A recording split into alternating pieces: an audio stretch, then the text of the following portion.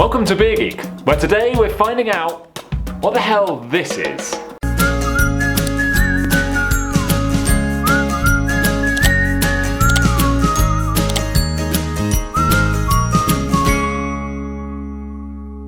Welcome to Beer Geek. Now, the clever people over at St James's Gate wanted to recreate the experience of drinking a Guinness on draft at home.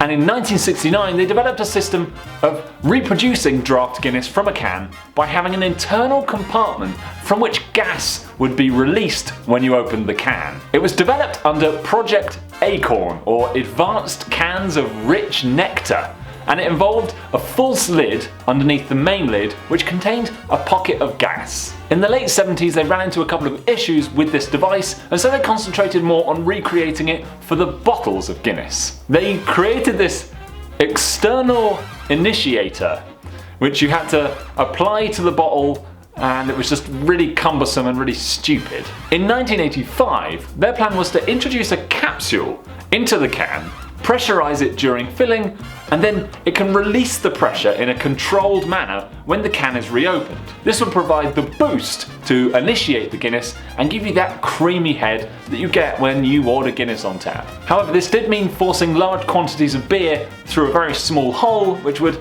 actually reduce the quality of the head, so they scrapped that idea, or at least put it on hold. They actually found that rapidly inverting the can after attaching the lid solved this problem, and so the first prototypes of this Widget device were sent to Dublin under codename Project Dynamite. The codename actually caused quite a lot of issues with the customs department in Dublin, so they changed it to Project Oak Tree, a tribute back to the 60s Project Acorn. By the late 80s, prototypes had come and gone, and they finally arrived on the final design for their smoothifier. It's now seen across a bunch of canned beers, John Smith's, Whitbread and Heineken.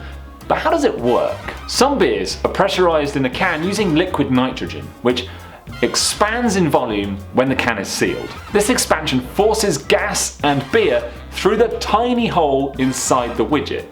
Well, some Guinness in there now. The very presence of the nitrogen inside the can allows smaller bubbles to be formed, giving you a creamier head. When the can is opened, the pressure drops, which forces beer and gas out of the widget like a jet. This Guinness jet agitates the beer around it, causing even more small bubbles to form. And the result of this chain reaction is when you pour the Guinness into a glass, you've got that surging look and that super creamy head. So there you have it, a table tennis ball which produces a more beautiful and creamy beer.